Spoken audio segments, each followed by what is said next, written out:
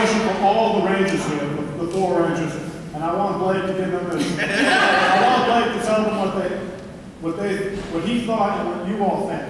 Okay, now I'm going to start here. The very last episode of Power Rangers Turbo, okay? The Power Chamber got destroyed, and it was a very legendary place in Power Ranger history. And what do you all think about it getting destroyed? And do you think your characters would have let that happen? Do you think you would have let that happen? We were gone by the time it got destroyed, so time really. Just letting the whole army go in there and just destroy it like nothing. She's all, I'm backing up Australia.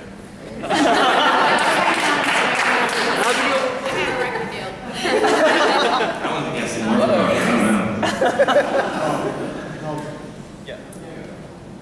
Yeah, they don't even know. Yeah.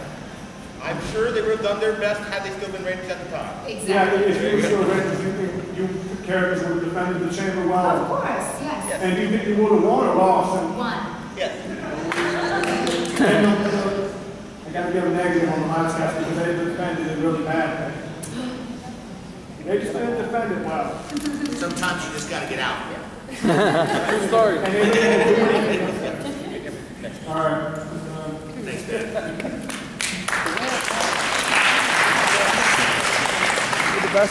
This is an interesting question. I'm basing this on finding out that Paul is a fan of Jesus Christ Superstar. Sure, yeah. By the way, I did that in high school. I'm a huge Jesus fan.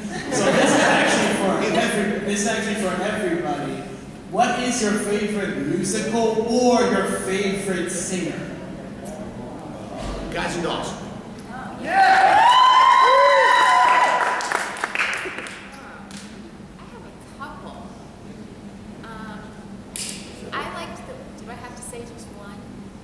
No? It doesn't matter. Dream Girls. I did Dream Girls. I loved it. I did The Wiz, and I loved that. I also loved Guys and Dolls. I did that, and I loved that too.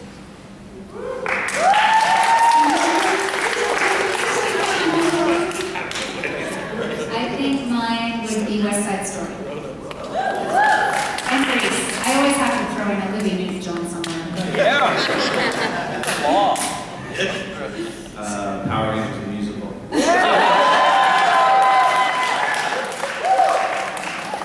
Good stuff, good stuff. Don't even read his name, he was just telling me right now. What was it? I don't know. I like a lot of. I like the Beatles. Yeah. That's what's up. I Shine. I'll leave it there. No, I Shine sucks.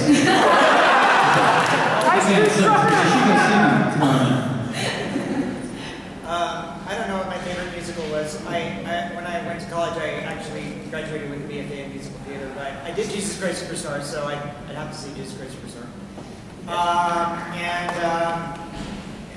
The only one I can think about off the top of my head is Sam Cooke. You played JC, man. Who were you? Peter. Awesome. Oh, yeah. I've never done it, but if I ever get to do it, you know I'll be working for that era. Oh, Herod. You think, yeah, you think good. How did you feel about the passing of the torch? I mean, were you sad to be leaving the show, or was it more like you had a good run, you're okay with leaving? And Blake, what was it like for you working with one team to another, and which one did you like working with the most? I answered that. Yeah, which one did you? And do you feel bad for the ones being replaced since they lost their job and you got to keep yours? I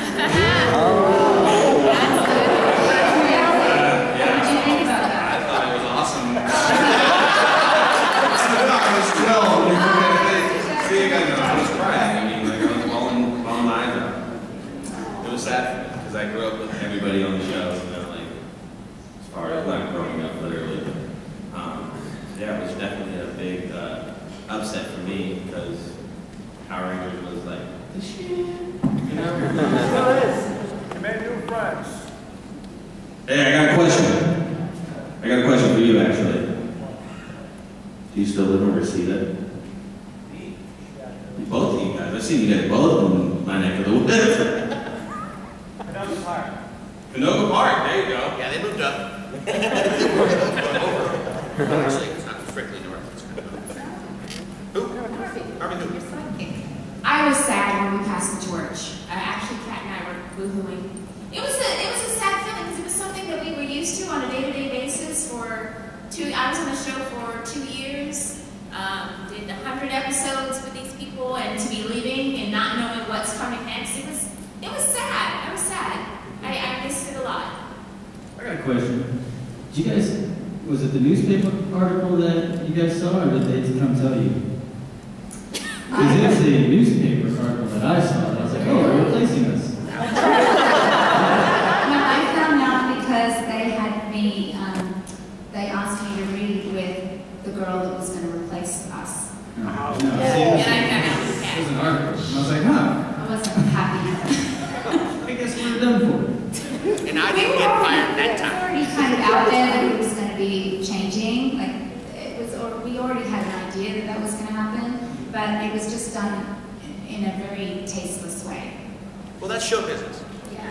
Well, cut through. Cut through. That's the truth.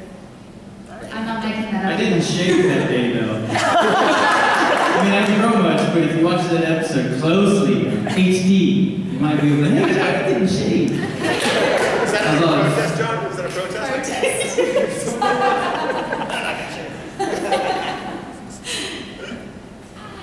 I have a question for Paul and then a question for Johnny. A question for Paul. What do you think happened to bulk Myers, the sort of juice bar that you had in Forever Red? Well, the economy was really rough. And like many of us, we clearly, my astral projected self lost the lease of the property. Because obviously I couldn't have physically been there because I was on Miramar. Well, you managed to find your way back from Samurai. It was, I guess, just assumed that you hitched a ride back with, like, the Galaxy Raiders or something when they came back to Earth. I don't assume anything when it comes to season-to-season continuity on our show. Because we had a hard time making the show work for the current investment or donation from our Japanese friends, right? To try and, like, there's no looking back. There's no looking sideways. We simply look ahead. And really, like, it's like somebody made a comment once about, like, there's a legacy, there's a pantheon. Well, really, there's not. We do our best to have continuity, but ultimately, we leave continuity behind in the show. Good stuff. We have to, because we would never be able to make it work. You'd spend so much time trying to explain and write yourself around certain topics that it's like living in the past, man. You know, you just got to move forward with this year's season, this year's robots, and this year's group of really talented kids. Okay. And for Johnny, on the Zero episode, I think it was called Songs in Yellow, where Tommy and Tanya were basically stuck in singing mode. That wasn't songs. That was Another song and dance. How come it was Tommy singing and not you? Yeah. Who would sing? Actually, at that time, I didn't know I could sing. I didn't start singing until after Power Rangers. You know the homeless guy that is on the street playing because he has to? That's who I was. And that's how I learned the guitar. So that's like, seriously, that's when I started singing, was after the show. So I really, I couldn't sing then. I'd be terrible. I'm terrible now. I dare you to come to our show. Yeah, everyone should really come to Johnny's show about an hour early.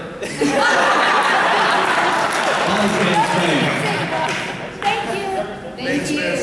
Great All right, a couple questions for Johnny. Okay, so obviously we know that you went from Power Rangers to making, well, pretty versatile voice acting career for such things as Trigun, Soul Calibur, Devil May Cry, to name a few.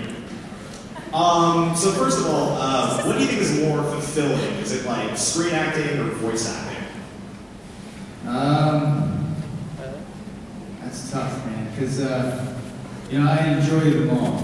I really do, because it's all still kind of an extension of acting, I think on camera, obviously, you have to give a bit more of yourself. You can't just talk. You got to actually be the character. But the nice thing about voiceover is I can be more than just a half Asian guy, I can be like a giant chicken monster or something, and it would be fun because I'm just a voice. So there's that cool aspect to it. So they are, I mean, I enjoy them all.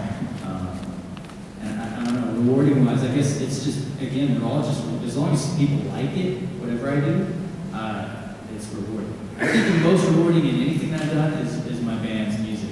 Because that is really just, I mean, it's not somebody else's project, you know, it's not a spawn thing. This is something that I started with a few guys because we had a dream. And so when we go play and people actually know our songs, that's really rewarding. That's like saying, man, I've made a connection to these people. All right. And then second of all, okay, so like I said, you've done a lot of voice roles. Which is your favorite and why? Voiceover? That's tough, man. I like a lot of them. It's like choosing my babies. I choose my favorite child. I think one of them would be Nero from Devil May Cry 4. I think part of it was that I wasn't limited to the picture, whereas you do Bleach, whatever, you're limited to what's already drawn, you know, because it's anime. But that, it's a script, I got to kind of make those choices emotionally. And then on top of that, you know, I went to Japan to do all the motion capture, so I just sort of had the bonus. So I would say, you know. All right, thanks a lot. Hello, questions for Blake. Blake, when I was a kid, the episode where you got bullied really resonated with me, and I'm a big proponent of anti-bullying. Me too. And I was just wondering, after the show, did you go back to school? And if you did, were you bullied for being Power Rangers? No, I wouldn't start bullying people. I'm big on bullying too, you know, I'm a dance guy and all that. So, you know, as a kid growing up, being, you know, not going to school, you know, being on set, being tutored and all that stuff, so it was a big thing for me. But yeah, I definitely got bullied as a kid. You know, that haircut, man, that thing did justice to me, right? But no, I'm big on bullying, so anti all day, every day. Cool, thanks. Okay, first off, like, thank you for that, 'cause I'm bullied sometimes too. Well, then you need to join karate. Oh, there you go, better. Anyway, I have a question for Bulk. I just can't remember your real name, so will you please just share your mic so she doesn't have to pull it over? Oh, she'll take it when she wants it, brother.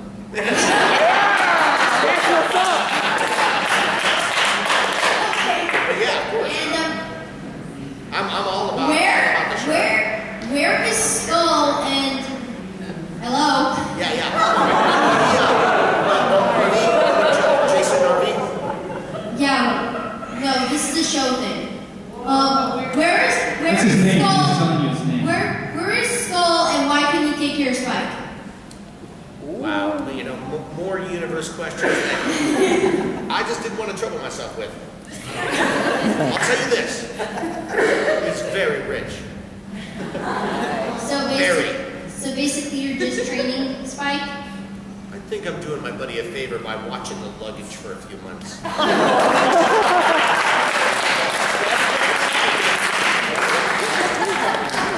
Skull is so fabulously wealthy, he just doesn't have time for his own son. Apparently. Hi, my question's for Blake. First of all, great shirt. I love it. Thank you.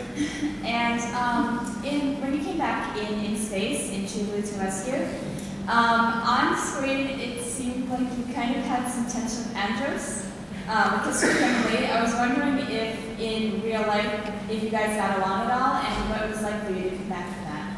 Yeah, actually, yeah, we did get along, you know, obviously because we were on set together, but I was a kid, right? I was a kid, so obviously we did get along, but I actually ran into him at Panda Express. And I was like, same thing like Jason Frank, I was like, what's up, dude? It's Blake. He's like, Blake who? Not